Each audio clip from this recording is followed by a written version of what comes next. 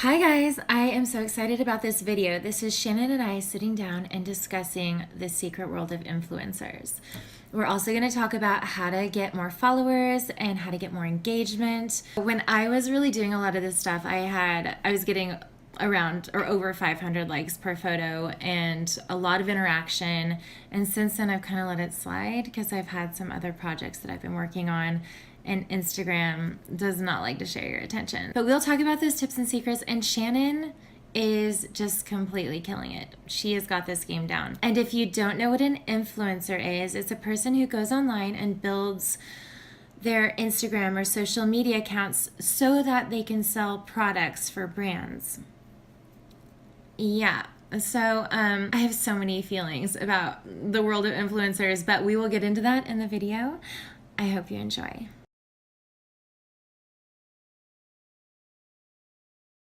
We have to apologize in advance for this sound. It's just gonna be.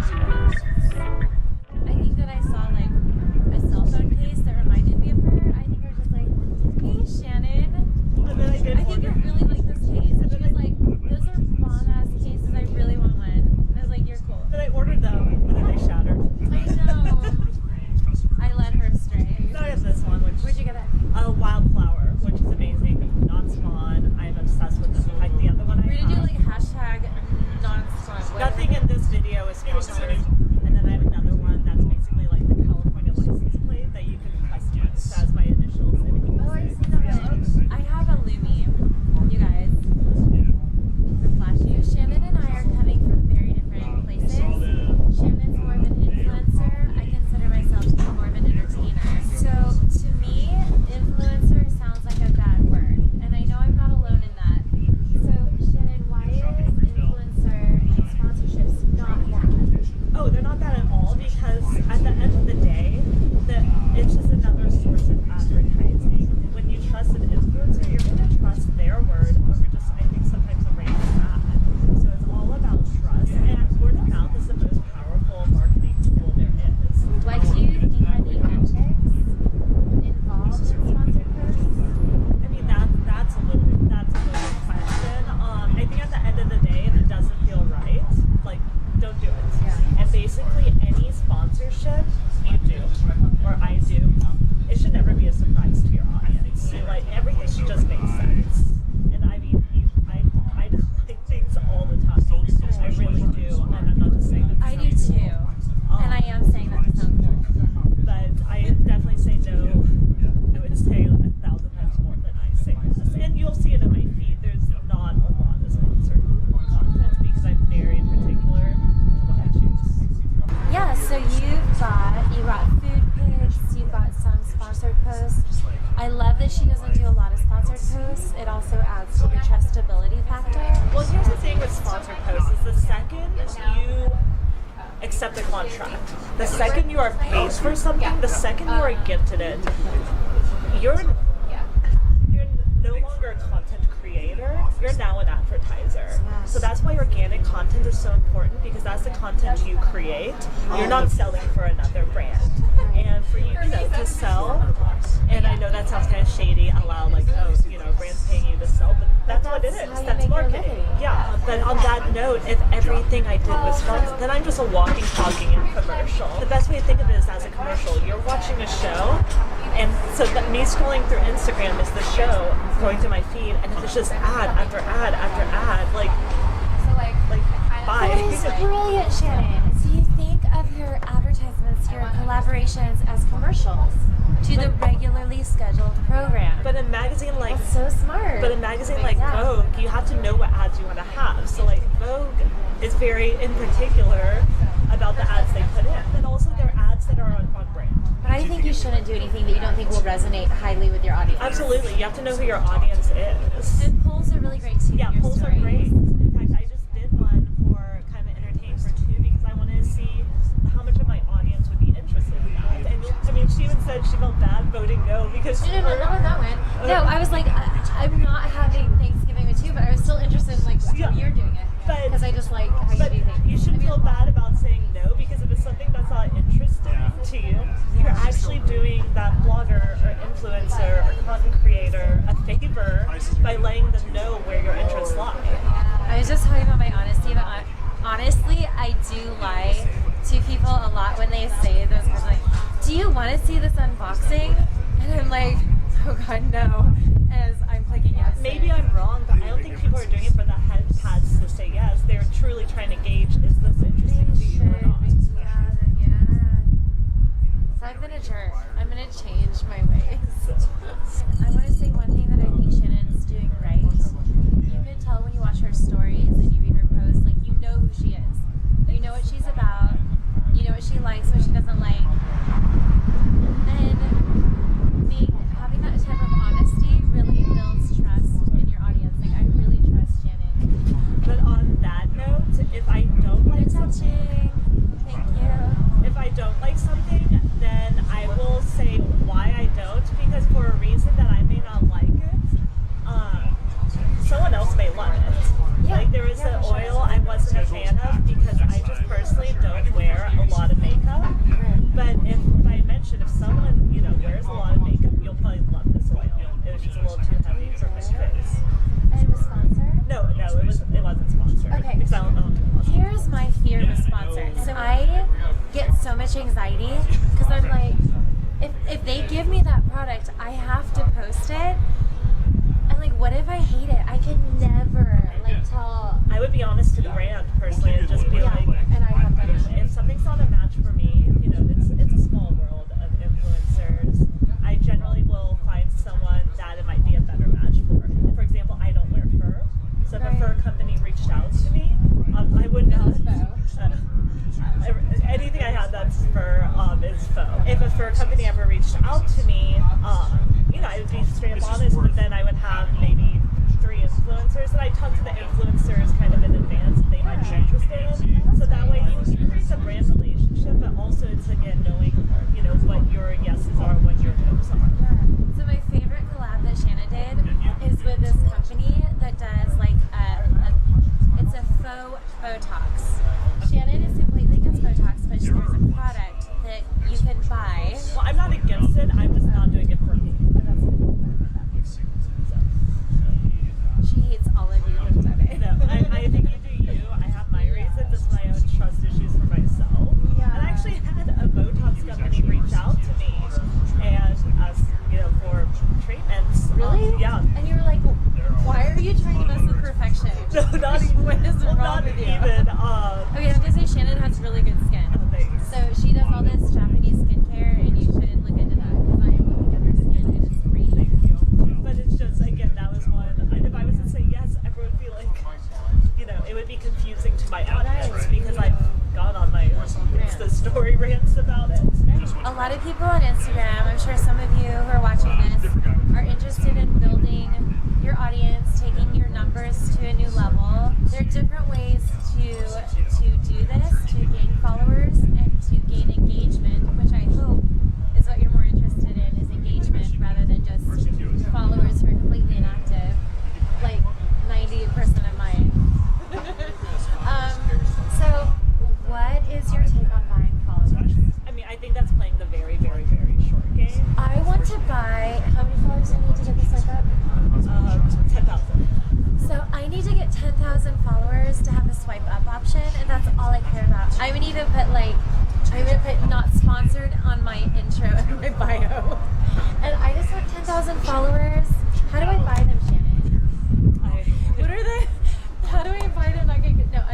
I'm not going to buy them. And at the end of the day, I'm so tempted because I want the swipe up. And at the end of the day, if you are inflating your numbers artificially, you don't know what's performing. What I will say about it is if you're going to buy followers, fine, great, but you're doing everyone else a disservice. How so? Because you're, to be completely blunt, it's fraud. So if you... I should have those big red letters, fraud. Well, yeah, you're lying to a brand. Yeah. You're lying to a brand about your reach. And some brands, they will ask for your screenshots of your analytics and stuff, and if you want everything to make sense, you're always better off telling the truth, because one, it's just the right thing to do, but it'll just show your honest metrics. You're saying it'll show in your engagement. Like if you have 21,000 followers and only 200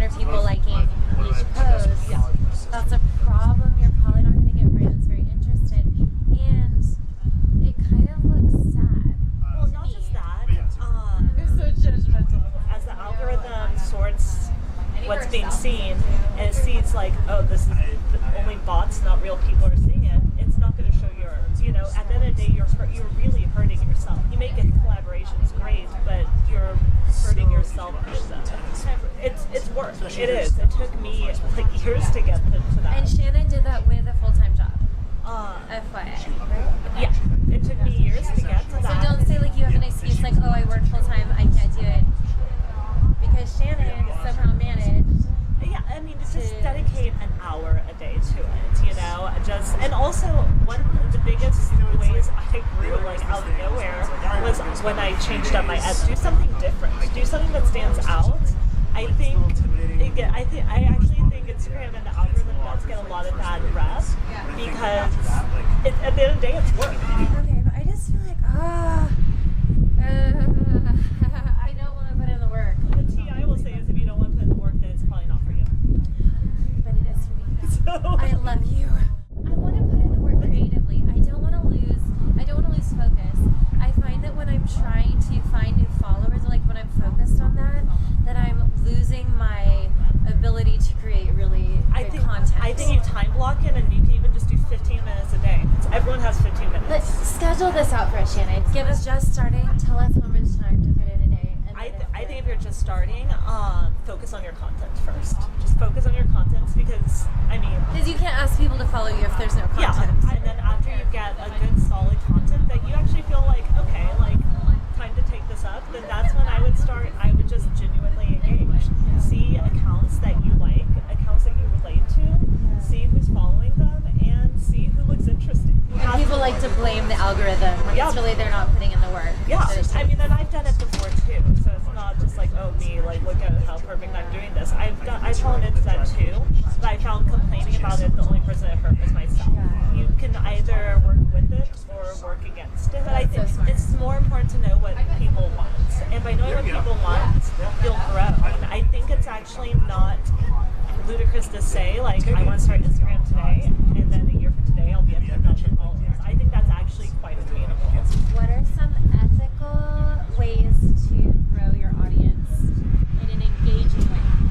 I mean, I think at the end of the day, you just have to be honest to who you are and, you know, what you like, what content you like. Yeah. But there's a lot of people who are honest and like doing what they love, and like they have 5 followers. I mean, you have to put yourself out there. But it's so easy to just throw on a picture and log off the app and go. But it's like you have to give as much as you take. Well, I feel like when I was really growing my Instagram and how I was doing it, and I'm not doing this anymore because it was exhausting. But what I used to do to grow my Instagram was to go into like-minded accounts. So like people who I thought were similar to me. And then I would go into who is following them most recently, and then I would go and interact with those people genuinely, of course. Or sometimes I just like kind of like whatever, like their most recent post. Or I'd go into like their comments, and I'd like go and see who is actively engaging these accounts that were similar to mine. Because I thought if they like this account, they'll probably like my account. And when I say engage with them, like we were talking about like your comments on my stuff, they're truly meaningful comments. Like people notice that. And basically whenever I get those really meaningful comments, I follow those people back. What do you think about I think the with unfollow? I think with that you just can't take it personal because, and I used to take it really personal, but at the end of the day, I mean, I would strongly say more times than not, someone's not physically doing that. It's a bot that's going through. It's a bot that they bought. Yeah, so it's not personal. I mean, I think that's a short-term game. I mean, you're not building a relationship. You're not creating a conversation. You're not creating a bond. But you might get your followers. That's fine. But also, I mean, we can talk about this later. But I think the numbers are about to get a lot less important. And everyone's saying that. And what will be important is yes or no question, can you convert the numbers? And you can't buy that. 2 things we forgot to mention in this video to help you build up your Instagram is comment pods and collaborations. Being part of a comment pod means that every time someone in the comment pod posts anything, you have to like drop whatever you're doing basically and like their post and comment on their post immediately, whether it resonates with you or not. The reason that I'm not really that interested in comment pods is because I like to know that the interactions I'm getting are really authentic and legitimate. Like they're really people who are interested in what I'm saying or care about me. If it's like an obligation that you have to like somebody's post, to me that just doesn't feel good. At the end of the day, for me, I don't feel good about that. So you get to do you. So one of the best ways to build up your following authentically is through collaborations with like-minded people. So finding people who are kind of similar to you or in your genre or in your city, or like if you're a model, they're a photographer, you get what I'm saying. And you collaborate with them, and then their followers see you, and then, you know, your followers see them. It's a really great way to get more exposure so that more people can see your stuff, and it's mutually beneficial to the person that you're working with. I feel like less is more. It's hard for me, honestly, to keep up with people who post like every day. A lot of influencers, I think, feel like they need to post every day, but sometimes they don't have the good content to match that expectation. So, I mean, if you're serious about wanting to do this, you have to commit to posting every day. You know, Instagram rewards those who are active on the app. Think of how, like, Facebook works, you know? It's not chronological, but the posts that are going to get the most love will be a recent one. Like, you know, things that you post 3 weeks ago, and that's your latest post. I mean, to Instagram, it's just not relevant. And it's nothing personal. I hear everyone complain about the algorithm, but I mean, everything has an algorithm. So what kind of apps do you have an app that helps you schedule out posting kind of posts for you? So I use an app called Unum. I do too. And it's just basically to plan out my grid. You have to treat it like, you know, if you're an online brand, you're an online publication, you're an online magazine, so what is it you're talking about? And in that visual grid, it should be obvious. And then the people that are looking for that, they can choose whether to follow you or not. Unum is so great. You can see like what everything's going to look like in the future. And it allows you to just kind of separate things. So if I did, you know, like I post a ton about sunset. So if I did a sunset post, then I can do another, like a recipe or something, or an outfit. And then so that way it's just not sunset over sunset, or since it's in a grid of threes. That way I can make sure nothing's on top of each other. Yeah, you want to stagger those sunsets. If your posts don't educate, entertain, or inspire someone, they probably don't need to be on there for everyone to see. Well, and depending what your goal is with things. I mean... No, because like what? Like what goal would you have where it's all about you and you don't care if I think, like entertaining or honestly, I inspiring? think you can just have an Instagram for fun. Okay, if it's just for your friends and family, we're not talking to you. So, I love you, Mom. Because I don't want anyone to ever feel bad about what they're posting. No, this is for people who, you guys want to grow your Instagrams, right? Like, this is why you're here. The word inspiring can be kind of intimidating, but you can inspire with your day-to-day. Like, what is your coffee order? You know, that might inspire someone to try something new. Well, there's who gonna say I'm getting a little tired of the latte art. I could really do some matcha. I don't know. I drink a lot of iced coffee, so I don't get any of the art. Yeah. So. Yeah, I think the reason I'm interested in your even mundane things is because I feel like you're my friend. Thank you. Oh, I know you more now. Like, I know what kind of coffee she orders. But I guess I also... Again, that's because she's also invested in me. Like, it's been very reciprocal. You have encouraged me so many times to do things that I really should be doing anyway, but you've made it so clear. Which is why she's on here right now, because you've brought so much value to me that I just know, like, a lot of people need to hear it. Okay, so we both are avid listeners to Skinny Confidential. We love Lauren. She talks a lot about being on brand, knowing what you can offer your audience, knowing your personal aesthetic, like what kind of colors do you like, what kind of music do you like, what's the mood that you want to put people in when they come to you. I feel like Shannon's kind of like got that nostalgic 80s, like retro vibe, which was my rare. mood board too. It is still really rare. And So basically, like my thought process with everything is I centered everything, like, and I did a whole post on like the new layout and everything, but it was centered, you know, I knew I wanted sunsets because like my boyfriend Eric and I, we love our sunsets. It's a very special time for us, and everything is surrounded by 1986. That's the theme. You know, everything I do, I think of 1986. Like just That's really specific. I didn't even realize it was like that specific. and so You have to read Shanna's love letter to the 80s. I'll put it in the link. so I, you know, I was thinking of like magazine fonts like that, the Beverly Hills Yacht Club in the 80s. Like that's like the vibe I wanted. And as I was doing my typography, I knew I wanted Rage Metallic because that's the same font you see in the California license plate. So it adds to like. You're right. Oh, yeah. So I knew I wanted that. I originally had Broadway because I wanted the Miami Vice vibe, but it was too hard to read. And so with that, I used Chicago, which is like a very old. I think it's a Windows font, but if you see it, like you'll see it on my blog, and then Curry. So it kind of leads to that nostalgic. I really love the birth of computers and just the very beginnings of it. You know, I'm very big into 8-bit, 16-bit, the pixelation. And then when it came to colors, that's when I went back to the sunset, and I thought of the two tones, like that dusky purple and that muted coral, and then literally got on some site, I think it was called like Color Hex Finder, and just went, I mean, I had a whole journal of, I mean, this is where I can get really crazy, but I had probably hundreds of hex codes that I went through until I found the perfect combo. And then I settled on the sunset tones. How many colors are in a hex code? Oh, God. Like, I would say like almost Okay, infinite. did you just boil it down to 2 colors? Did you basically choose 2 colors? Yeah. Is it important to choose 2, or I think you just can you need- do like 4 or 5? Basically, you need to use those colors in almost everything you do. Can you use 4 or 5 colors in everything? So when I first did my layout, I did all pastels. Like, you know, I was thinking 1986, but it was too much. It got a little too busy.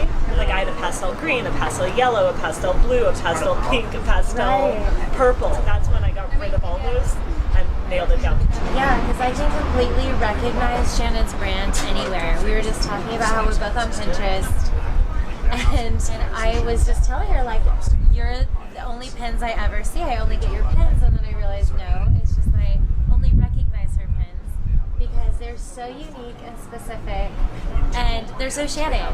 And I love Shannon, and I love that. So it's really fun to see someone's brand stand out. Like, even when you can't see their name, you know that that's them, and that's what branding can do for you. And if you think about any big companies like McDonald's Yes, or 100%. Yeah, I mean, even this coffee shop with this coffee shop. millennial tea, they're known for this. Right. Glossier, all that. Yes. It crosses all boundaries. So it'd be really confusing to someone, I think, if like you look like one way on Instagram and then they go to your Twitter and you're like a total.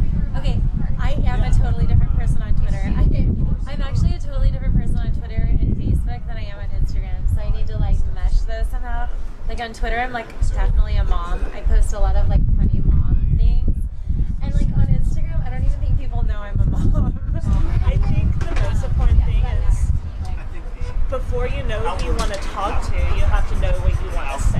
When you get pretty specific, like to the point, like, you know, are they male? Are they female? Like, what brands do they like? Where do they like to travel? Are they in a relationship? Are they married? Do they have kids? You know, what color are their hair? Do they dye their Laura hair? talks about that. Like, be very specific. You have to get That's what she always and says. you have to get as specific as possible because it will allow you to know what sponsorships are on brands, and not even just sponsorships, what topics are interesting to this girl. And it's like, I have my girl, and I think of this girl, and it's kind of one thing that's been really crazy to see come into fruition is seeing that girl that was an idea, but then I would say the core group of my girls, they're that girl, and when that happens, that's crazy. You know, again, with everything I post, I think of these girls, and basically, if I think they'll ever say, "What the fuck, Shannon?"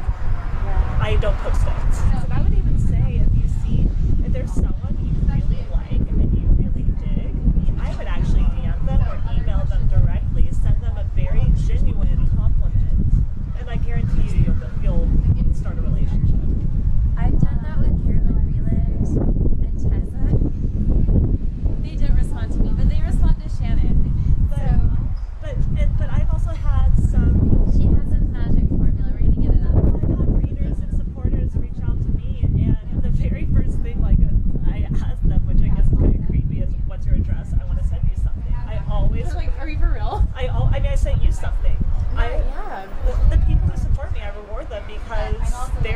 my girl, the funniest part about it all is almost every single one that has reached out to me, every one of those girls is a part of the brand, the girl I had in my head.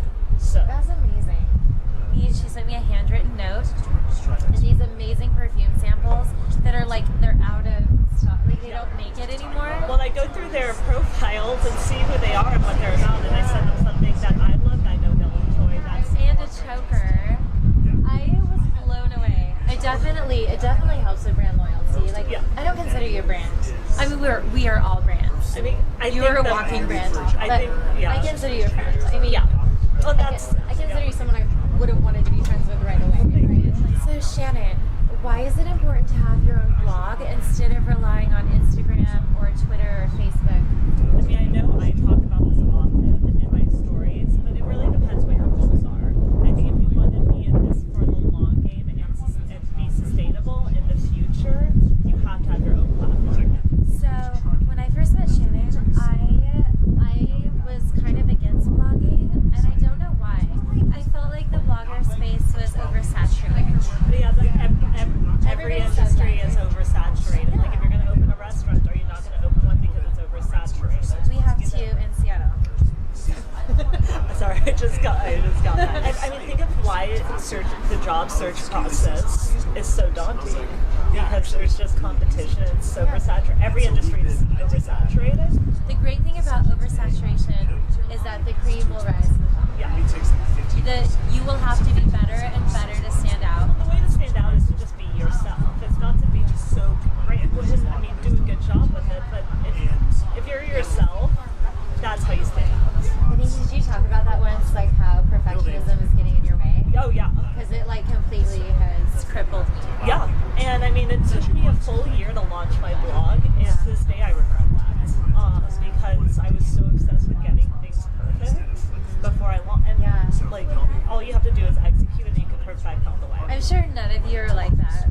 I think it's easy to fall into, especially in this online world. Perfection. Because you see so much of it too. You're You see it all surrounded around by you. it. It's intimidating, and I actually think now there's more beauty in the imperfections Yeah. and the day-to-day than something perfectly curated. It's true. I really personally don't like anything perfectly curated. I like people who are different from everybody else because it's a novelty.